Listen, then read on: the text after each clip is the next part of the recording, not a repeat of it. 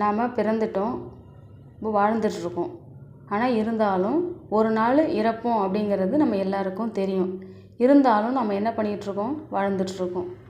நமக்கு வாழ்க்கையில் நல்லதும் நடக்கும், கெட்டதும் நடக்கும். ஸோ நம்ம என்ன பண்ணணும் அப்படின்னா, ரெண்டுத்தையுமே சரிசமமாக எடுத்துக்கணும்.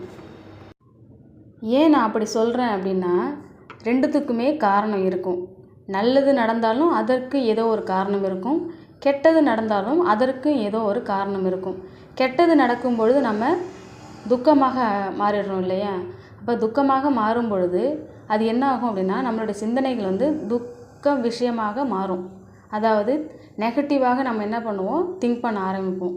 அப்போ நெகட்டிவாக நம்ம திங்க் பண்ண ஆரம்பிக்க நமக்கு வர வேண்டிய விஷயங்களும் எப்படி இருக்கும்னா துக்கமாக தான் இருக்கும். அப்போ ஏன் அப்படி நடக்குது? நமக்கு கெட்டது நடக்கும் பொழுது அதை பாசிட்டிவாக மாற்றுறதுக்கு நம்ம என்ன வழியோ அதை பற்றி தான்